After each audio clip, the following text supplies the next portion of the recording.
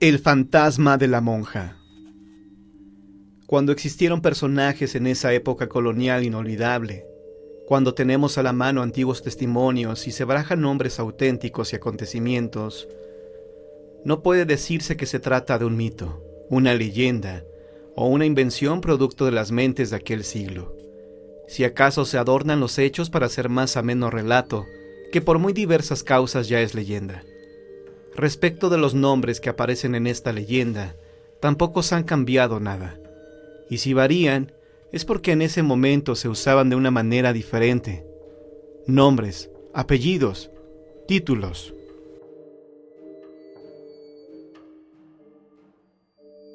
Durante muchos años, y según consta en las actas del muy antiguo convento de la Concepción, que hoy se localizaría en la esquina de Santa María la Redonda y Belisario Domínguez, las monjas enclaustradas en tan lóbrega institución vinieron sufriendo la presencia de una blanca y espantable figura que en su hábito de monja de esa orden veían colgada de uno de los arbolitos de durazno que en ese entonces existía. Cada vez que alguna de las novicias o profesas tenían que salir a alguna misión nocturna y cruzaban el patio y jardines de las celdas interiores, no resistían la tentación de mirarse en las cristalinas aguas de la fuente que en el centro había, y entonces ocurría aquello.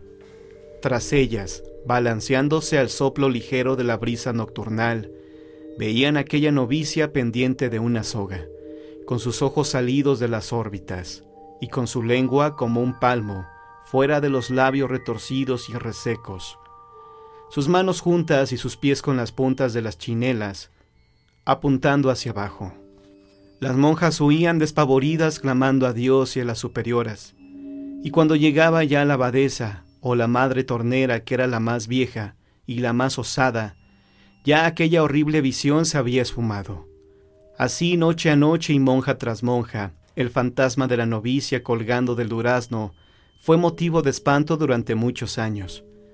Y de nada valieron rezos ni misas, ni duras penitencias, ni golpes de cilicio para que la visión macabra se alejara de la santa casa, llegando a decir en ese entonces, en que aún no se hablaban ni se estudiaban estas cosas, que todo era una visión colectiva, un caso típico de histerismo provocado por el obligado encierro de las religiosas.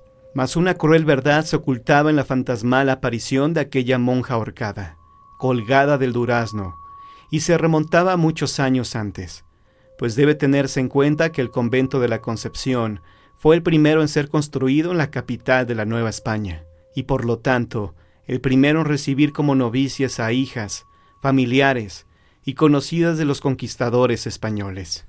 Vivían pues en ese entonces en la esquina que hoy serían las calles de Argentina y Guatemala, precisamente donde se ubicaba muchos años después una cantina, los hermanos Ávila, que eran Gil, Alonso y doña María, a la que por oscuros motivos se inscribió en la historia como doña María de Alvarado. Pues bien, esta doña María, que era bonita y de gran prestancia, se enamoró de un tal Arrutia, mestizo de humilde cuna y de incierto origen, quien viendo el profundo enamoramiento que había provocado en doña María, trató de convertirla en su esposa, para así ganar mujer, fortuna y linaje. A tales amoríos se opusieron los hermanos Ávila, sobre todo el llamado Alonso de Ávila, quien llamando una tarde al irrespetuoso y altanero mestizo, le prohibió que anduviera en amoríos con su hermana. «Nada podéis hacer si ella me ama», dijo cínicamente el tal Arrutia, «pues el corazón de vuestra hermana a tiempo es mío. Podéis oponeros cuanto queráis, que nada lograréis». Molesto don Alonso de Ávila se fue a su casa de la esquina antes dicha, y que siglos después se llamara de Relojes y Escalerillas respectivamente, y habló con su hermano Gil, a quien le contó lo sucedido. Gil pensó en quitarle la vida en un duelo al bellaco que se enfrentaba a ellos, pero don Alonso, pensando mejor las cosas, dijo que el tal sujeto era un mestizo despreciable que no podría medirse espada contra ninguno de los dos, y que mejor sería que le dieran un escarmiento.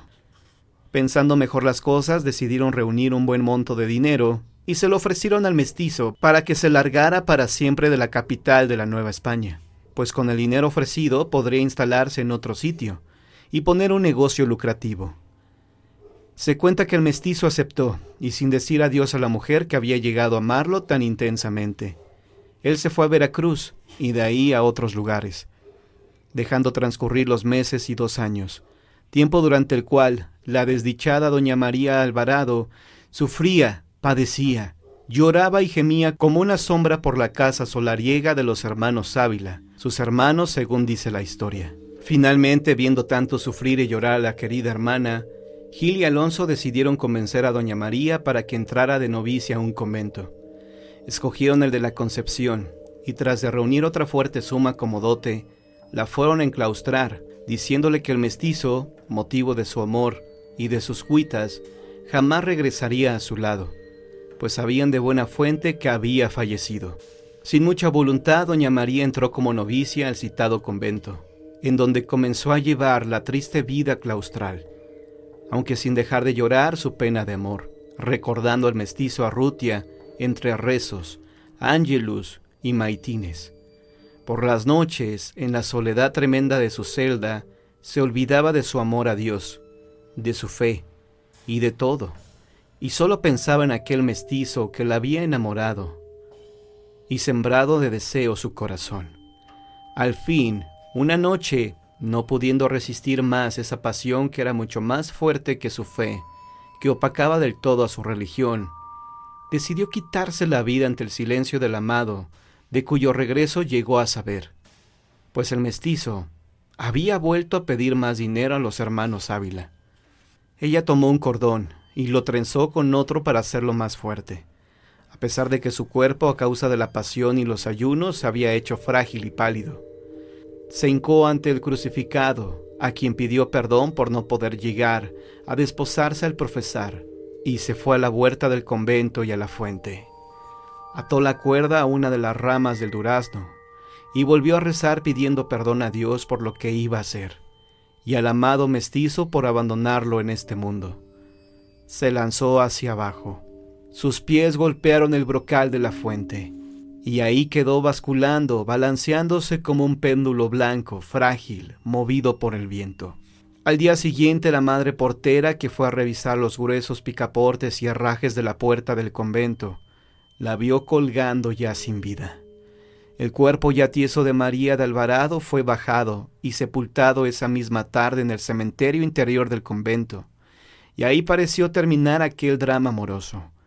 Sin embargo, un mes después, una de las novicias vio la horrible aparición reflejada en las aguas de la fuente. A esta aparición siguieron otras, hasta que las superiores prohibieron la salida de las monjas a la huerta después de puesto el sol. Tal parecería que un terrible sino, el más trágico, perseguía a esta familia.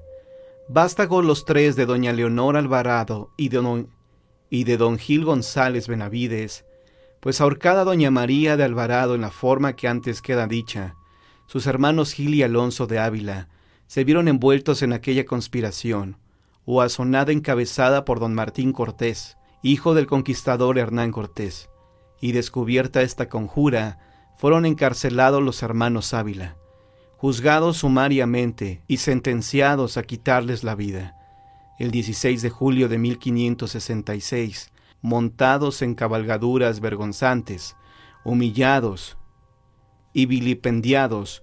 Los 2 hermanos Ávila, Gil y Alonso, fueron conducidos al patíbulo, en donde fueron degollados. Fueron conducidos al patíbulo, donde les quitaron la vida, por órdenes de la Real Audiencia, y en mayor castigo la osadía de los 2 Ávila. Su casa fue destruida, y en el solar que quedó se aró la tierra y se sembró con sal.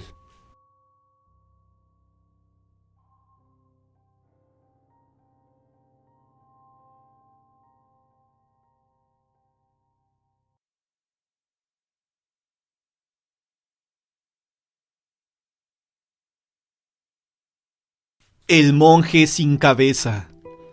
En la población de Jesús María, al norte de Jalisco, cuando llegaron los primeros frailes para evangelizar a la población, no fueron bien recibidos, pues la gente ya tenía sus propias costumbres, sus propias creencias, y fueron rechazados.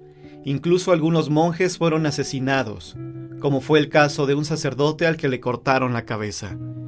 Tiempo después, en esa población, ya que se había evangelizado la comunidad, Se hablaba sobre la aparición del monje sin cabeza, provocando el horror entre los moradores. Durante las frías madrugadas veían caminar en el pueblo a dicho fraile que parecía flotar. Y de hecho así sucedía, porque a pesar de que había noches de lluvia, a la mañana siguiente no había huellas en el lodo. Con la finalidad de acabar con las apariciones de este espectro, buscaron su cuerpo para darle cristiana sepultura, y así su alma descansaría en paz. El cuerpo del infortunado fraile fue hallado en la cúspide de un muro, pero su cabeza nunca apareció. Por tanto, se dice que la aparición continúa y lo hará hasta que encuentren su cabeza. Leyenda similar a la anterior fue la que se significó en la población de Tonalá, Jalisco, ocurrida durante la Guerra Cristera, cuando en México se dio la persecución religiosa contra sacerdotes e integrantes de la Iglesia Católica. Muchos sacerdotes y religiosos fallecieron defendiendo su fe, y uno de ellos fue el sacerdote Juan de Tonalá, quien era muy querido por la gente del pueblo, a la que defendía de los abusivos hacendados que le explotaban. La gente poco pudo hacer para salvarle la vida. Fue colgado de un árbol que hasta el día de hoy se encuentra como mudo testigo de la intolerancia en la calle Pedro Moreno, en el centro de Tonalá. Algunas personas que han caminado cerca de ese lugar, próximo a la parroquia Santiago Apóstol, han visto la sombra del sacerdote Juan colgado de dicho árbol. La gente que conoce su triste historia se horroriza al ver la imagen de ese hombre y sale corriendo.